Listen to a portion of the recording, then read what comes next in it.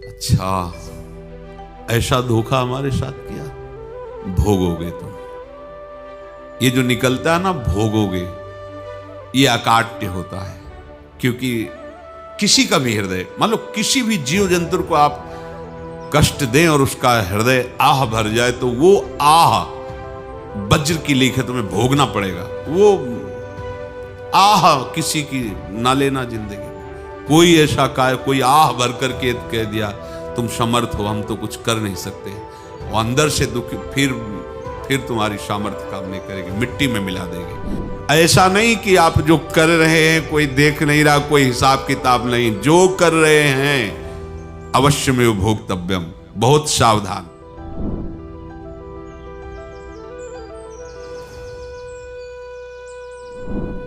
जीव स्वयं नित्य निरंतर कर्मों के जाल को रच रहा है और अपने आप को बांध रहा है।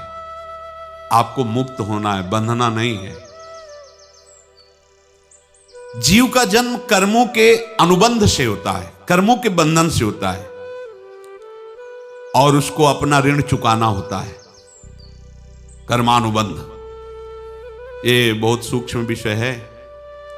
जैसे आप जिस परिवार में जन्म लिए हैं, तो उस परिवार के लोगों से आपका ऋण है, इसलिए उसी परिवार में आप आए हैं। और ऋणानुबंध, उसको बिना चुकाए या बिना वसूल किए आप वहां से जाएंगे नहीं। आपको लेना है तो वसूल करना है, और देना है तो चुकाना है। ये पूर्व के जन्मों से निश्चित किया गया है। जैसे किसी के यहां पुत्र हुआ, जन्म से ही पैसा खर्चा शुरू हुआ, जब बड़ा हुआ तो उद्दंडता के द्वारा मार पूरे परिवार को क्लेश पर क्लेश देता चला जा रहा है। ये तुम्हारे कर्म का फल है।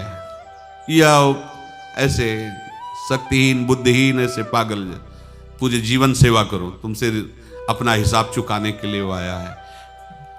अब परिवार के जो सदस्य जुड़े आके, मतलब पत्नी आते ही पूरी हृदय में आनंद, परिवार में आनंद, और जीवन भर वो आनंद ही सुख देने के लिए उसका जन्म हुआ। वो अपना ऋणानुबंध मुक्त, और आते ही भयंकर क्लेश खड़ा कर दिया, बीच में दीवाल और झगड़ा वैसा, फिर अतरे दिन मारपीट शुरू, कलह अशांति, पूरा जीवन नरक हिसाब करने आए। यहां ऋण चुकाए बिना कोई जा नहीं सकता, ऋण चुकाना पड़ेगा। किसी का ऋण वसूल करना है तो किसी को ऋण चुकाना है, दोनों काम करने होते हैं। अनेक जन्मों में अनेक लोगों के साथ हमने जो बर्ताव किए हैं, अच्छे या बुरे, वो होंगे। अब किसी आदमी को हम जानते नहीं, अचानक मिला, अचानक टक्कर लगा और मार पीट गाली गुप्ता सब कर दिया, चुपचाप सह लो। क्यों? ये आपका हिसाब है, पूर्व का हिसाब। हमारा उससे कोई द्वेष नहीं, कोई संकल्प नहीं। अचानक घटना घटी और हमसे द्वेष करने लगा, हमें पीटने लगा, हमें गालियां दे, ये हिसाब है, चुपचाप सह जाओ। अपने घर का भाई ही भारी दुश्मन बन गया और क्लेश दे, हिसाब है। एक प्रभुदत्त ब्रह्मचारी जी की वाणी में पढ़ा था, एक महात्मा जी भ्रमण करते थे, तो उस समय असरफियां चलती थी, मोहरे असरफियां, तो उनको भेंट में देते लोग। तो या तो ठाकुर सेवा में लगे तत्काल, या संत सेवा में तत्काल लगे, उसका संग्रह करके डोलना ये ठीक नहीं है बैरागी के लिए, सिद्धांत में ये ठीक नहीं।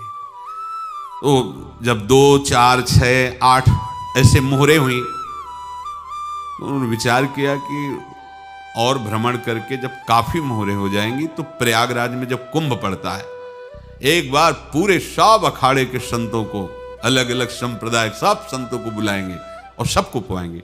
अब साधु है तो यही विचार करेगा, और क्या विचार करेगा।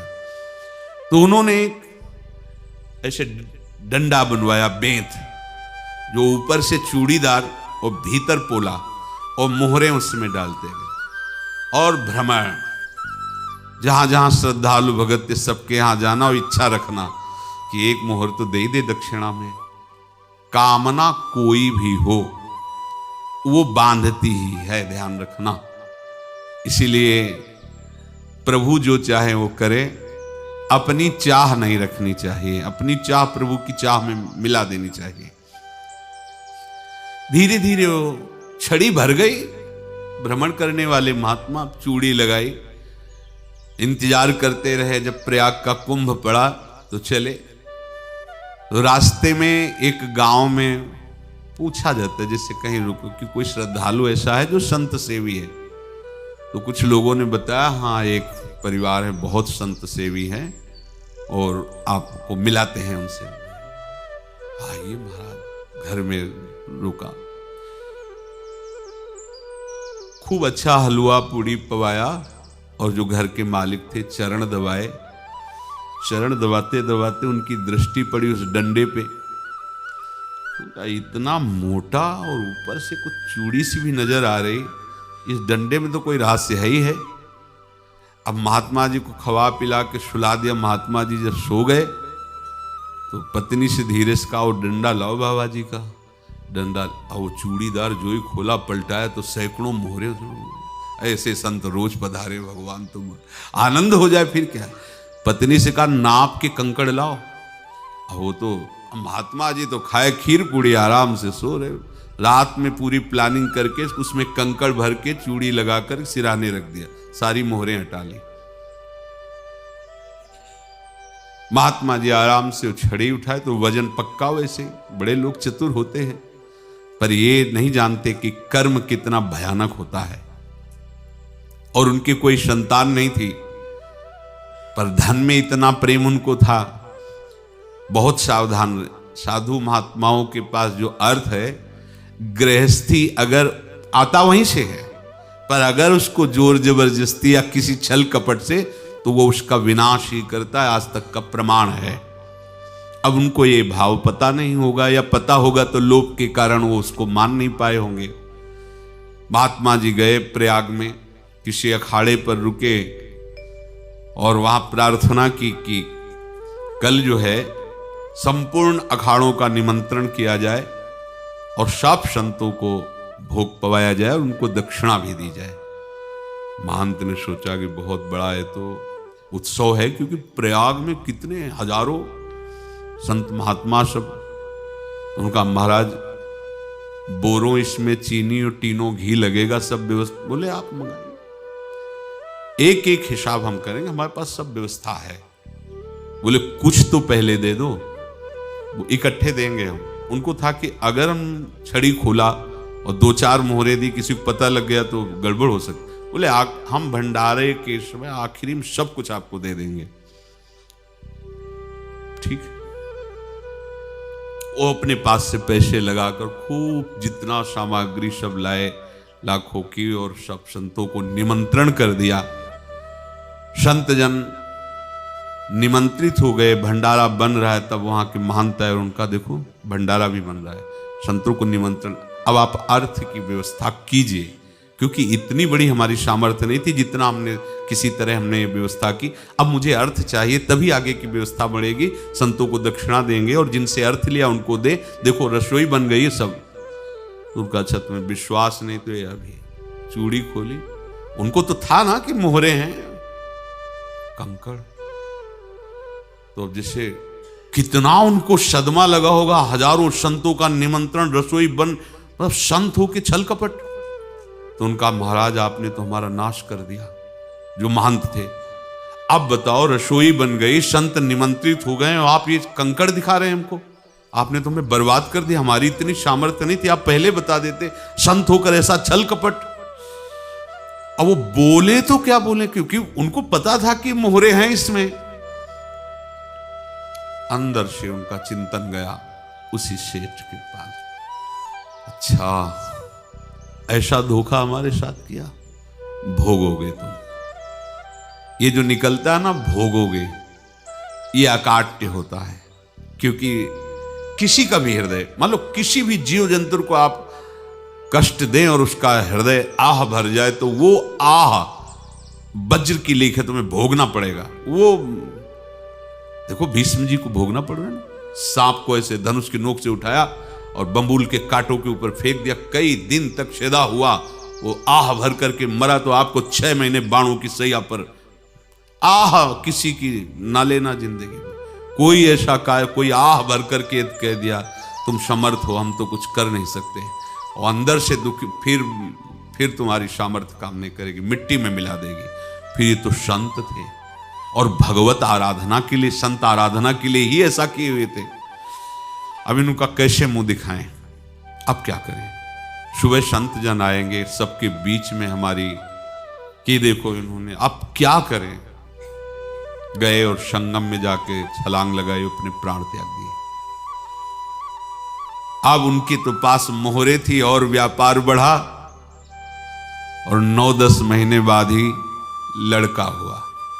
अब तो उनको कि संत फलीभूत हो गया। देखो व्यापार चल रहा, लड़का नहीं होता था, लड़का भी हो गया। बड़ा आनंद छा रहा है। जब से वो प्रकट हुए और धन की वृद्धि शुरू हो गई, पढ़ाई लिखाई में उनके खर्चा हुआ सब, बस बीमारी शुरू हो गई उनके शरीर में। अब उसमें पैसा जाना शुरू हुआ। इतने आसक्त तो वो दोनों हो गए कि कुछ भी हो, व्यापार ठप, संपत्ति बेचना शुरू। तो उन्होंने कहा कि बेटा मैं क्या कर सकता हूं तुम्हारे लिए। बोले हमारी अंतिम इच्छा है प्रयाग चलो, और जितने प्रयाग में संत महात्मा सबको एक बार भंडारा करवाओ। हमारी इच्छा अंतिम है, क्योंकि अंतिम यही इच्छा थी। बोले अब ज्यादा संपत्ति तो नहीं रह गई। तो बोले घर बेच दो, मेरे लिए ही तो है, बेच दो। मुझे लगता मैं बचूंगा नहीं, पर मेरी अंतिम इच्छा पूर्ण कर दो।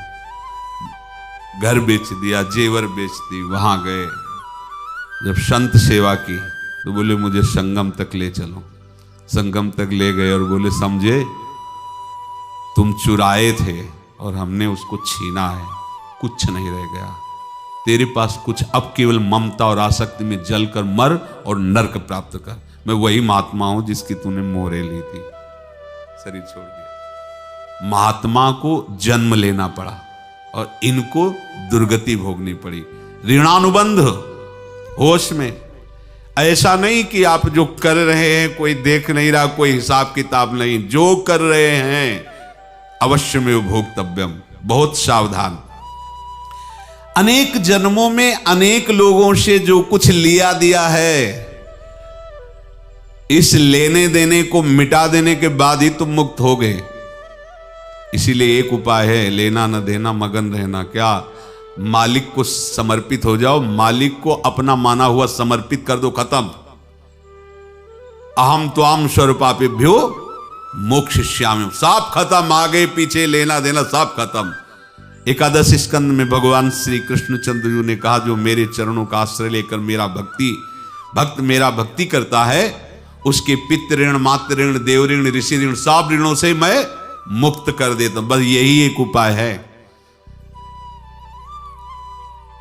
जो इसके बंद करने का उपाय भक्तों के लिए है। वो यही है, भगवान की शरण में होकर अपना माना हुआ पूरा भगवान के अर्पित कर दो। अर्पित करने का तात्पर्य उसमें अहम हटा दो।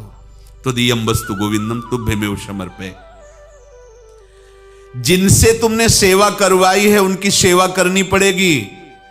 जिनसे तुमने जो कुछ लिया है उनको देना पड़ेगा। ये लेने देने का व्यापार जब तक समाप्त नहीं होगा तब तक तुम्हारा जन्म मरण चलता रहेगा। अब आपको यहां समझना है, यदि आपसे किसी ने पैसे लिए बेईमानी करके नहीं दे रहा है तो आप उसको गाली मत दीजिए। आपने बेईमानी की थी इसलिए आपकी बेईमानी हुई है, ले गया, कोई बात नहीं है, बंधन से मुक्त हुए, जो बोझा था चला गया। उसको ऐसा ना देखे कि ये बेईमान हमारे रुपए मार लिए, अब जो कुछ होगा देखेंगे। अगर आप आगे नया कुछ करते हैं तो फिर आगे का हिसाब आपको भोगना पड़ेगा, ध्यान रखना। ऐसा नहीं है कि आपको भोगना नहीं पड़ेगा। एक ही उपाय है कि अब जो शरीर धारण किए इसी में जो भोग ले, आगे ना होना चाहिए। तो क्या करे? सर्वतो भावेन भगवान की शरण ले ले। ये तो सर्वाणि कर्माणि मयि सन्न्यस्य मत्पराः अनन्येनैव योगेन माम ध्यायन्तु उपासते तेषामहं समुद्धर्ता मृत्यु संसार से। ये बड़ा कठिन है पार होना, कोई छोटी मोटी बात है।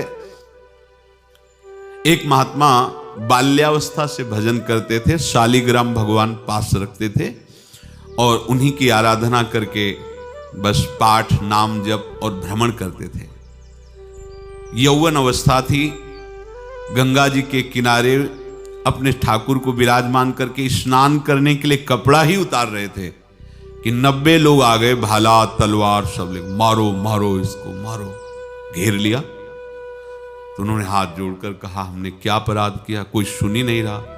तो उन्होंने कहा, मार तो डालोगे ही आप 90 लोग, हम कोई अस्त्र शस्त्र तो लिए नहीं, एक बार हमें गंगा में डुबकी लगा देने दो और अपने ठाकुर को स्नान करा देने दो, फिर इसके बाद आप मार देना। भगवत इच्छा से वो लोग रुक गए, स्नान किया और अंदर से प्रार्थना की, प्रभु ये क्या लीला है आपकी, आपके सिवा मेरा कोई है नहीं और ये मुझे मारना चाहते हैं। तो भगवान ने जानते हो क्या कहा उनके अंतर में, तुम मेरे में ध्यानस्थ हो करके शरीर को छोड़ो, ये लोग मारेंगे, ये मेरे भजन का फल है कि तुम्हें 90 जन्म नहीं लेना पड़ेगा, एक ही जन्म में 90 मिलके, तुमने 90 हिंसा की थी पूर्व में, तो तुम्हें 90 बार जन्म लेना होता और एक एक करके मारते। ये मेरे भजन का प्रताप है कि एक बार में ही 90 का हिसाब हो जाएगा। तुम आंख मूंदो, मेरे ध्यान में मगन रहो, मेरे प्रताप से तुम्हें कोई चोट नहीं होगी और स्वाभाविक मूर्छावस्था में प्राण तुम्हारे छूट जाए। ऐसा ही हुआ, ऐसा हुआ। तो ये बात समझ लो कि ये जो कर्मानुबंध है, ऋणानुबंध है। अब देखो, अगर शाप महात्माओं ने दिया कि तुम्हारे वंश का इससे विनाश होगा, तो भगवान भी परम धाम जा रहे तो उसी कील से, बाण की नोक में जो मछली लील गई थी, छोटा कण, उसी से की नोक बनाई और उसी नोक को प्रहार किया। भगवान के श्री चरण में वही बाण की नोक लगी और भगवान स्वीकार किया ना। भगवान का बड़ा लीला विचित्र है। अगर छुप करके उधर रामावतार में बात, तो इधर ऐसे स्वीकार किया है भगवान ने। ऐसा कहीं नहीं दिखाया कि मैं भगवान हूं तो मैं अपने लिए, ऐसा नहीं दिखाया। नारद जी का हित किया पर नारद जी ने शाप दिया तो भगवान ने स्वीकार किया। बंदरों ने ही सहायता की, जैसा बोले थे वैसा। ये लीला इस शरीर में भोगनी पड़ेगी। हाँ, ज्यादा को कम में भुगता देंगे, पर अब अगला शरीर ना मिले, इसके लिए सर्वतो भावेन भगवान के आश्रित हो जाए। जैसे आपने दुकान फैला रखी है तो उसमें दो काम होते हैं, लेना और देना। किसी को उधार दिया है तो हमें उसे लेना है, और कोई नगद देकर सामान ले रहा है तो उसे सामान देना है, या उधार लिया है तो हमें उधार देना है। अब अगर दुकान बंद करनी है तो तुम्हें देने वालों पर जोर देना है, लेने वालों पर जोर नहीं। लेने वाला तो जाओ हम क्षमा किया, समर्पित किया, हमारा कोई संबंध नहीं, खत्म हो जाए, वो खुशी हो जाएगा। लेकिन देने वाला, तुम अगर दुकान भी उठा दोगे तो जहां भी रहोगे तुम्हारे पास वो आएगा, लाइए हमारा। तो देने पर नजर रखिए, जिसका जिसका हिसाब है वो आपके सामने आता जाए, हटाते जाओ। लेने पर नजर मत रखिए और दुकान फौरन उठा दीजिए, नहीं अगर लेते देते रहे तो चलता रहेगा। आगे चलकर कुछ लेना न देना, मगन रहना बस अपने प्रभु के चिंतन में। अब हम कैसे जाने कि किसको क्या देना है, हमें क्या पता? तो हम पूरा हिसाब जिनको पता है उनको दे देते हैं, समझ रहे हो? उनको पता है क्या लेना है क्या देना है, तो इनके पास पहुंच गए या सरकारी हिसाब से सब बराबर कर देंगे। हमको अपनी जिम्मेवारी इनकी चरणों में समर्पित कर देना है, तभी हम जीवन मुक्त होंगे। ये रहस्य की बात है। प्रभु कह रहे हैं, यस्य सर्वे समारंभाः काम संकल्प वर्जिताः ज्ञानाग्नि दग्ध कर्माणं तमाहु पंडितम बुधाः। जिसके संपूर्ण कर्मों के आरंभ संकल्प और कामना से रहित हैं, तथा जिसके संपूर्ण कर्म ज्ञान रूपी अग्नि से जल गए हैं, उसको ज्ञानी जन भी पंडित कहते हैं, बुद्धिमान कहते हैं। पूज्य श्री भाई जी महाराज कह रहे हैं, जैसे वहां ज्ञानाग्नि से दग्न कह रहे हैं, तो अपने वृंदावन वासियों का प्रेमाग्नि से सब कर्म संस्कार दग्न होते हैं। जिस समय आपके हृदय में भगवत प्रेम का प्रादुर्भाव होगा तो लेश मात्र कभी तुम्हें दुख नहीं भोगना पड़ेगा। प्रेम का प्रादुर्भाव होते ही दुख का नाश हो जाता है, महासुख। जब प्रेम का प्रादुर्भाव होगा तो समस्त पाप भस्म हो जाते हैं, अशांति नष्ट हो जाती है, संसार ज्वाला स्पर्श भी नहीं कर सकती है। जब भगवत प्रेम का प्रादुर्भाव होता है तो हो सकता है उस उपासक के जीवन में दुखों का पहाड़ टूट पड़े, परिवार खिलाफ, शरीर रोगी, अव्यवस्था, बहुत बहुत कुछ, सब कुछ। कह रहे हैं इतना सब होने पर भी उसके हृदय में कोई भी दुख नहीं होता। ऐसा सामर्थ्यशाली भगवत प्रेम है। भगवान के चरणारविंद का जिसके हृदय में प्रेम है, भारी से भारी दुख भी उनको विचलित नहीं कर सकता।